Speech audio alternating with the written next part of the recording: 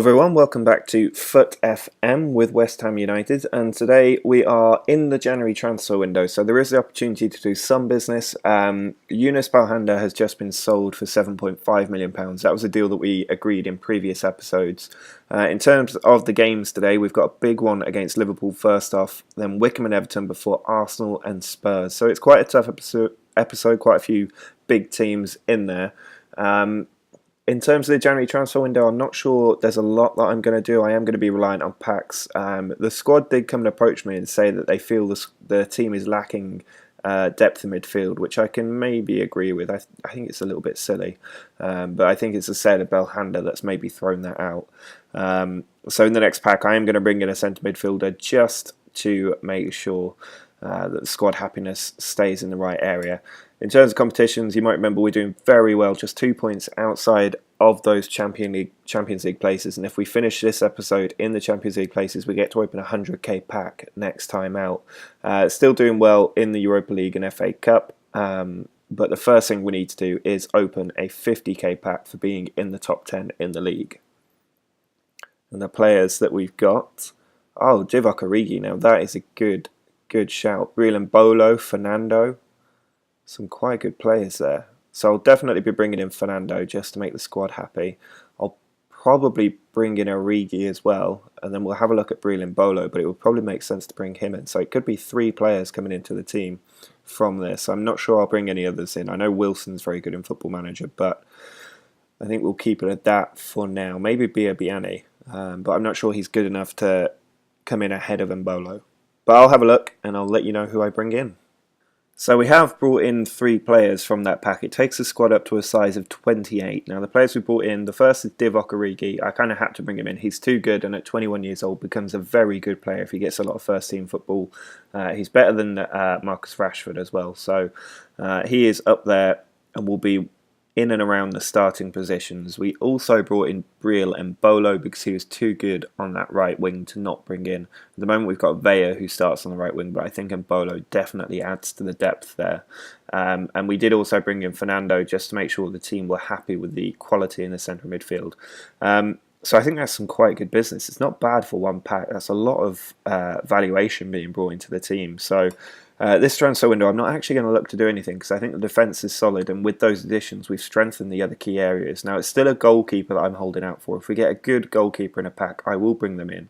But Kune has been doing a job for now, and we'll continue with him for the next game.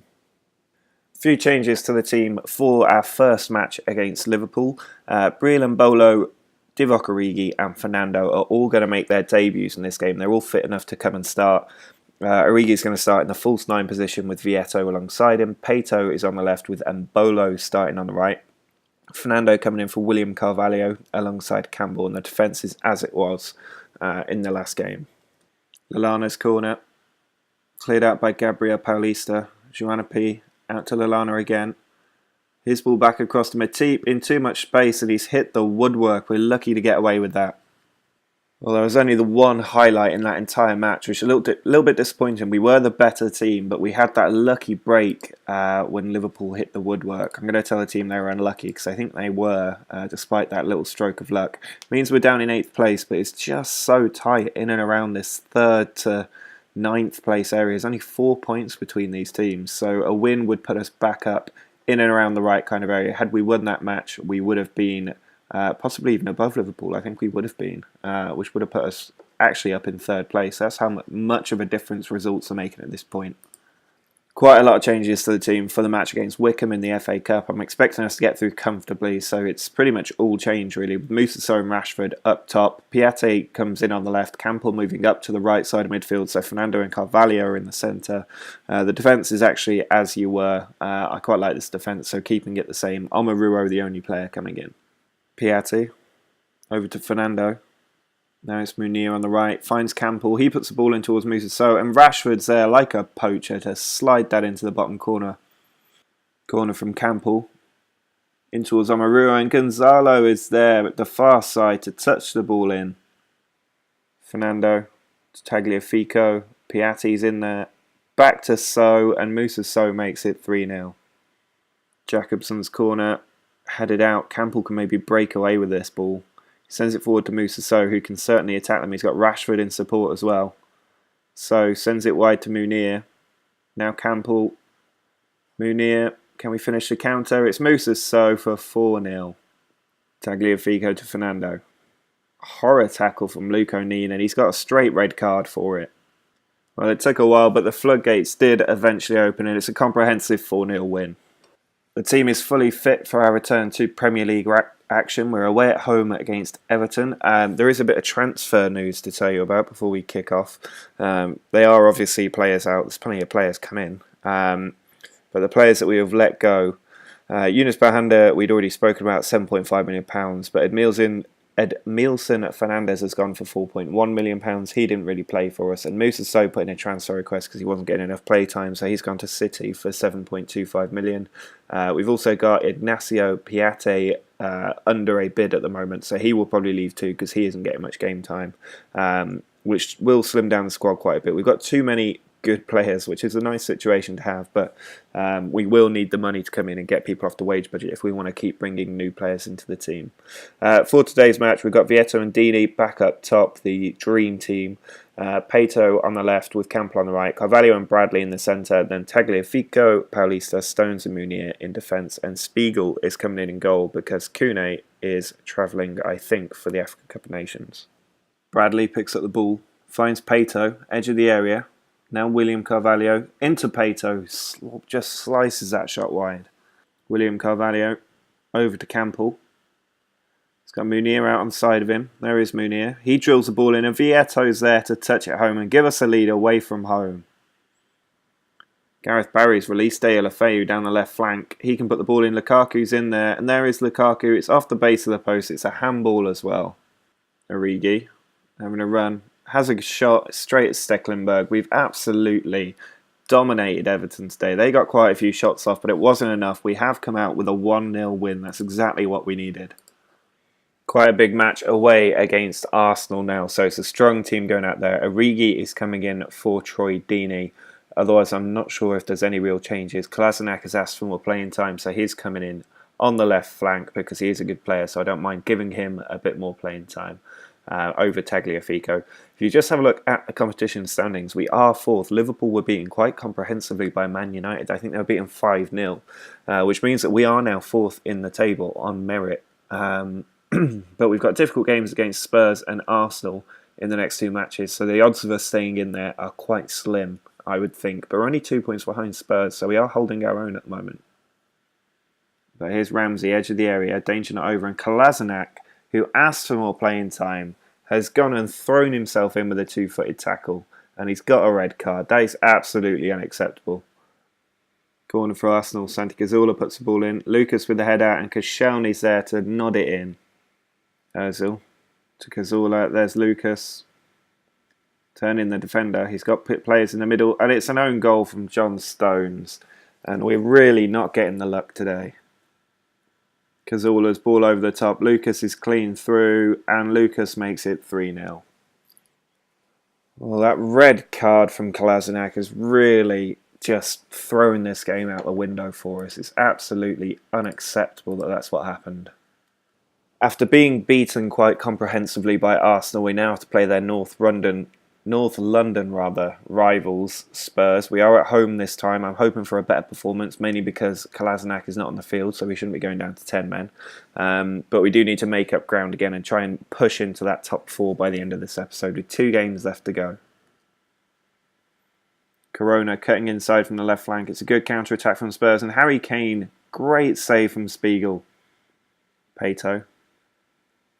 Back to Gabriel. Now William. Back onto Pato. Just playing triangles at the minute. It's Pato again. Inside to William. This time they play it forward and it's Vieto through to Deeney, who's in on goal, and Troy Deeney puts us ahead. Ericsson with a perfectly weighted ball to Lamela, who puts it in for Harry Kane on a plate, and they've got their equaliser. And Mbolo's got it back. It's Deeney again. Ball just ricocheting around, and Mbolo just cannot keep the ball at all. Pato will have the chance. It's Tagliafico with a lot of room on the left flank. Sends the ball in. Vieto's there, and Vieto somehow does what he always does and finds that little gap to give us a lead. Bradley, forward ball to Deeney, now Pato. Oh, and Vimmer has sent Vietto flying, and it's a penalty out of nowhere and a chance to surely wrap up this game. Troy Deeney scores. Larry went the right way. The ball was too powerful, and he's got his 20th goal of the season. Lamella's corner has another chance, and Eriksen's hit that on the volley, and Spurs have got a goal back out of nothing.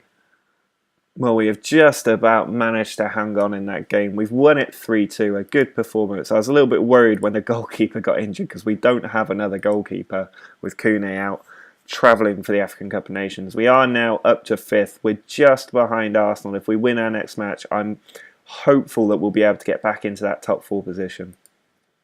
Our final match of this episode is an FA Cup match, which means unfortunately we are going to finish 5th for the 2nd episode in a row. I was hoping we'd be playing Bournemouth today, but instead it is Leeds. But this is still important. I want us to win the FA Cup if we can.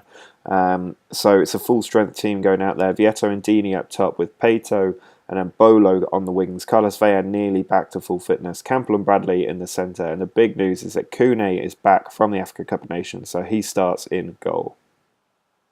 Pato finds Tagliafico on the left. He swings in. Vietto's there and he's touched it at home and he's hit 30 goals already and it's not even the end of January. Cooper finds Dallas. He's lost the ball to John Stones and now Deeney can launch counter-attack. He sends the ball over. Vietto's got there first. Vietto steps in and makes it 2-0. Peruzzi. Corner from Campbell.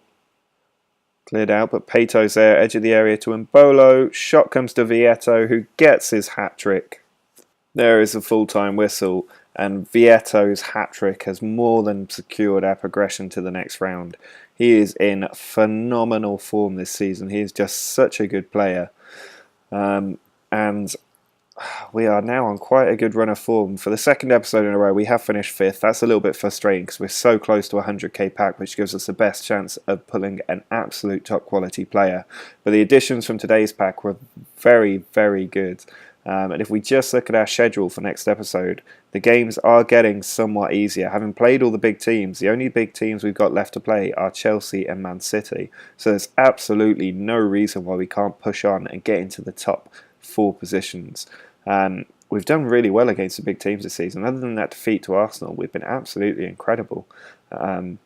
With the Europa League kicking off as well, that adds an extra dimension to the season. So it's all about making sure we stay fresh for the league games. But hopefully in the latter part of the season, we've got a lot of very winnable games and we'll be able to push into those top positions. But that is going to be it for this episode. Make sure you do subscribe so you can see who we get in our packs in the next episode. Drop a like on the video if you enjoyed the results. But until next time, see ya.